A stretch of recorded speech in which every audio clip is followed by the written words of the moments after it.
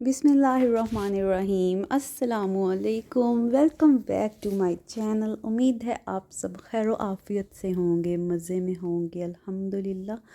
ये है early morning का टाइम, बच्चे जा चुके हैं स्कूल। अभी गेट बंद करते ही फ़ौरन मैंने, आपको गैराज गीला नज़र आ रहा होगा, तो फ़ौरन ही मैंने पाइप लगा लिया वहीं से और स्टार्ट होगी बस बाहर पौधों को, क्यारी को पानी दिया। एक पॉट रखा होता है परिंदों के लिए पानी के लिए, उसमें पानी डाला। चाय यहाँ मेरी गर्म हो रही है। शेल्फ्स मैंने नीट कर दी थी, बर्तन एक साइड पे कर दिए थे और मतलब बाहर से गिराज वगैरह वॉश करके अच्छी तरह ड्राई करके उसको मैं आ गई थी। उसके बाद मैंने नाश्ता किया, बल्कि नाश्ता भी नहीं, उसके बाद ना मैंने कमरे वगैरह सेट किए, सारे सोफ़ों के कवर वगैरह झाड़े, दोबारा से उनको सेट किया और फिर उसके बाद जो है मैंने नाश्ता किया।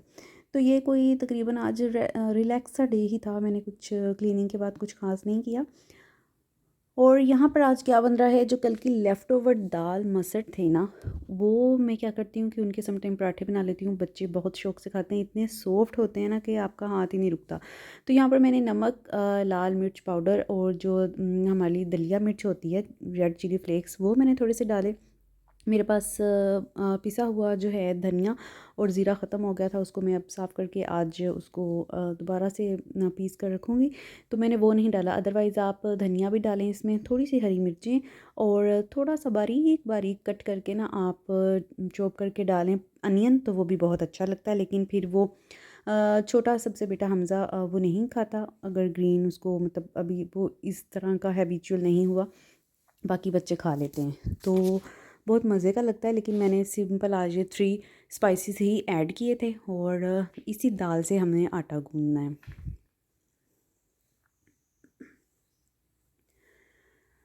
पानी बिल्कुल नहीं डालूँगी और इसी दाल से हम आटा गूँदेंगे। बाकी थोड़ी अभी मैंने हाफ़ दाल डाली है और बाकी दाल देखकर डालूँगी और फिर अगर ज़रूरत पड़ी तो फिर हम पानी ऐड करेंगे। अदरवाइज़ अगर इसी दाल से आटा जो है वो हमारा बाइंड हो गया तो फिर बस हम इसी से नीट करेंगे अपने आटे को।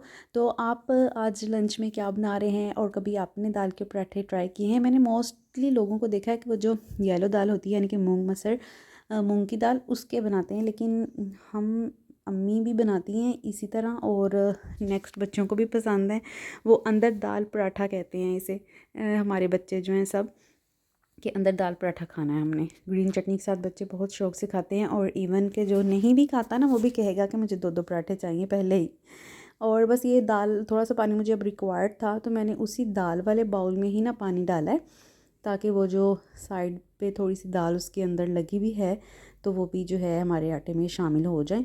तो मैंने मतलब अलग से बाउल में नहीं लिया, उसी वाले में लेकर ना मैंने उसी पानी से जो है मैं गूँधूँगी। ये सारा पानी भी नहीं डला था, थोड़ा सा डलेगा, हम थोड़ा सा करके डालेंगे ताकि जितना रिक्वायर है हमें ना उतना ही हम डालें। तो ये गूँध कर मैंने रख दिया था। ऑलमोस्ट ये मैंने 12:45 थे। हमज़ा 1:30 आ जाता है और बच्चे, उनको 2 o'clock छुट्टी होती है तो वो 2:15 टू 20 PM तक आते हैं। तो मैंने रिलैक्स ही रही। मैंने पहले जो है ये 12:45 मैंने आटा वगैरह गूँध रही थी मैं।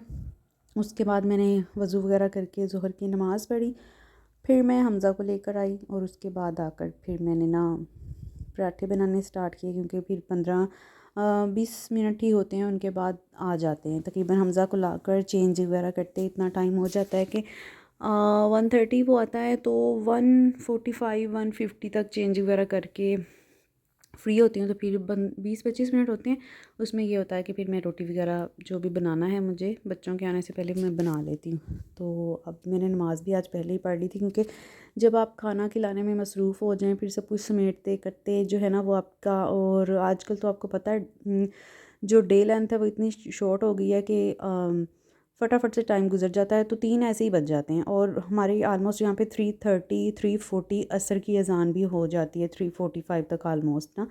तो फिर ये मेरी ट्राई यही रहा करेगी अब कि मैं जो है बच्चों के स्कूल से आने से पहले ही जो ज़ोहर की नमाज़ है वो अदा कर लूँ, ताकि फिर डिले ना हो। वरना फिर ऐसे होता है, कुछ दिनों से ऐसे हो रहा था कि मेरी ज़ोहर और असर मुझे इकट्ठी पढ़नी पड़ रही थी, कि यानी कि ज़ोहर मेरी कज़ा हो जाती थी। तो अब मैंने आज से यही प्लान किया कि अब मैंने पढ़ कर ही फिर हमज़ा को लेने जाऊँगी, क्योंकि अज़ान तो हो ही जाती है, तो बाकी सारे काम बाद में। तो यहाँ पर ये देखें, हमारा आटा ऑलमोस्ट अब नीड उसे थोड़ा सा मैं करूँगी और फिर उसको रख देंगे हम सेट होने के लिए। बाहर ही रखूँगी क्योंकि इतना ज़्यादा टाइम नहीं था, तो जब तक इसने सेट होना था हमारे आटे ने तो उस तब तक बच्चों ने आ जाना था और मैंने जो है वो नमाज़ पढ़ने के बाद, हमज़ा को लाने के बाद फिर पराठे बना लेने थे। तो इसको मैं अब नीट करके इस तरह बाहर ही रखूँगी। और आप मुझे किस सिटी से देख रहे हैं और आज आप लंच में क्या बना रहे हैं, और आपके बच्चों को पसंद है क्या ऐसी चीज़ें, देसी किस्म की चीज़ें, और आप कितनी बनाती हैं, तो ज़रूर कमेंट सेक्शन में बताइएगा। इन चीज़ों का अपना ही टेस्ट है। तो बच्चे हमारे तो शौक़ से खाते हैं, और ग्रीन चटनी वगैरह भी। मैं ना, कुछ लोग शायद सोच रहे हो कि एक हाथ से ही आटा गूँध रही है। मैं ना मोस्टली एक हाथ से ही आटा गूँथती, बहुत कम होता है कि पहले तो मैं दोनों हाथ लगा लेती थी, लेकिन अब जो है ना मेरा मोस्टली ऐसे ही होता है कि मैं इसी तरह एक हाथ से नीट करके ना तो रख देती हूँ। वो भी दाल वाला आटा था, तो इसीलिए मैं ज़रा उसको कर रही थी, अदरवाइज़ दूसरा तो मैं उसको ना तकरीबन मलकर और फिर रख देती हूँ। थोड़ा रेस्ट के बाद उसको नीट करें ना तो बड़ा सॉफ्ट और स्मूथ सा होता है, और चाहे आप उसकी फ़ौरन से रोटियां बना लें तो बहुत अच्छी बनती हैं। तो ये देखें, इसे मैंने बाउल में शिफ्ट कर दिया था, और इसको हम ढाँप के अब रख दूँगी मैं यहीं पे। शेल्फ्स वगैरह नीट कर लेंगे अपनी। मुझे आदत है कि साथ साथ ही मैं क्लीनिंग करती रहती हूँ। अगर फॉर एग्ज़ाम्पल हांडी बना रही हूँ ना कोई भी, तो जब तक मसाला वगैरह भुन रहा है, प्याज ब्राउन हो रहा है, तो साथ ही सब्ज़ी कट कर लेनी है, या कोई भी छोटे मोटे काम जो होते हैं आपके किचन के, अगर कोई बर्तन साथ साथ हम कुकिंग के दौरान यूज़ कर रहे हैं, तो वो भी मैंने साथ साथ ही वॉश करके रखते जाने हैं। मैं इस तरह नहीं करती कि सारे इकट्ठे खाना बना के फिर जनाब सारे इकट्ठे होंगे तो फिर दूँगी नहीं। साइड बाय साइड जो है ना ये काम भी सारे जारी रहते हैं। यहाँ पर मैंने स्पाइसेस सारे निकाले थे, नमक भी ख़त्म था, तो उसको भी मैंने जार फिल किया है छोटा, जो डेली यूज़ का है। और यहाँ पर ये देखें, सब सिर्फ़ परात जो है अब मुझे धोनी है, और बाकी ये नाश्ते के बर्तन ये थोड़े से ही थे, वो मैंने सुबह ही धो लिए थे नाश्ते के बाद ही। और उसके बाद बस मैं आज कुछ ख़ास नहीं किया, कुछ कपड़े फ़ोल्ड करके रखे जो वॉश किए थे एक दिन पहले, क्योंकि उनमें से मैंने सेपरेट किए थे कि जो ट्राउज़र अब डल जाने हैं नेक्स्ट वेदर में, और बाकी जो हैं वो फिर मैंने उन कपड़ों में रख दिए जो मुझे अभी समर के यानी कि वाइंड अप करने हैं। तो यहाँ पर देखिए नीट एंड क्लीन है। और आज मैं ना मॉप भी नहीं लगाया था, मैंने अंदर से ब्रूम लगाकर डस्टिंग वगैरह कर दी थी और मॉप नहीं लगाया था। तो आटा गूंदने के बाद, नमाज़ पढ़ने के बाद अभी भी 5-7 मिनट थे हमज़ा के ऑफ टाइमिंग में, तो मैंने जल्दी से फिर मॉप लगा दिया। एक्चुअली मॉप काफ़ी गंदा था, तो मैंने उसे डिप करके रखा हुआ था सर्फ़ में और ब्लीच मिक्स करके ना, उससे आपके मॉप बहुत अच्छे से नीट एंड क्लीन हो जाते हैं, डस्ट निकल जाती है सारी और बिल्कुल वाइटिश हो जाते हैं। तो ये बहुत एक अच्छी टिप है कि आप अपने जो मोप हैं उनको सर्फ़ डाल के थोड़ा सा और ब्लीच लिक्विड डाल के, तो आप उनको डिप कर दें 1 से 2 घंटे में, और फिर साफ सिंपल पानी से आप धो लें उसको, तो आपके मोप जो है ना सारी मिट्टी निकल जाती है और नीट एंड क्लीन हो जाते हैं। मोप को साफ़ करना बहुत ज़रूरी है, क्योंकि अगर आप डेली सिंपल मोप लगाकर घर में और वैसे ही सादे पानी से वॉश करके रख देना, तो एक अजीब सी स्मेल होती है जो कि बियरेबल नहीं होती। वो आप जब मोप लगा के दोबारा से कमरों में एंटर होते हैं ना, तो आपको एक स्मेल आती है। बस मैंने ज़ोहर की नमाज़ अदा की और फिर मैं हमज़ा को लेने चली गई, ये बस उसको चेंज वगैरह करवाया है। यूनिफॉर्म उसका मैंने यहीं रख दिया क्योंकि उसने दोबारा पैक करके अम्मी की तरफ ही जाना होता है। और यहाँ पर जनाब वो चेंज करके फिर कहता है मैं स्लीपर नहीं, मैं शूज़ ही पहनूंगा। शूज़ पहन कर वो बैठ गया, अब अपनी गेम प्ले कर रहा है, कोई उसे ख़बर नहीं है। और वो अंदर दाल पराठा बहुत शौक़ से खाता है, लेकिन आज कह रहा था कि नहीं मैं नहीं खाऊंगा, तो मैंने उसके लिए फिर अब नूडल्स मैंने कहा बना दूँ आपको, तो कहता है ठीक है मुझे आप नूडल्स बना दें। तो बस अब मैं भी किचन में आ गई थी, बड़ा रिलैक्स माइंड था क्योंकि ज़ोहर की नमाज़ अदा कर ली थी मैंने, तो मुझे टेंशन नहीं थी। वरना माइंड में काम करते यही चीज़ घूमती रहती है कि नमाज़ भी पढ़नी है, नमाज़ भी पढ़नी है। तो अल्हम्दुलिल्लाह आज मैंने पहले ही पढ़ ली थी। तो यहाँ पर मैंने तवा रख दिया था छोटे चूल्हे पे कि वो हीटअप हो जाए, और फिर मैंने ये कढ़ाई छोटी सी रखी, इसमें मैं ना ये सिल्वर स्टील से की है, और इसी में मैं छोटी मोटी चीज़ें ना इसी में बनाती हूँ, जैसे स्पेशली नूडल्स, और अगर मुझे एग बॉयल करने ना तो इसी में रखती हूँ। अच्छा, इन पराठों का ना है कि दूसरे पराठों की तरह इनका हम नहीं करेंगे पेड़े, सिंपल रोटी की तरह इसका पेड़ा करना है, और उसके बाद जो है आपने इसको पकाना है, और फिर आपने जैसे पराठे पे हम घी लगाते हैं वैसे लगा देना है। आप चाहें तो ज़्यादा एक्स्ट्रा सॉफ्ट करने के लिए इसके अंदर भी आप ये पेड़ा सिंपल करते हुए भी इसके अंदर भी आप घी लगा सकते हैं, तो मैं नहीं लगाती।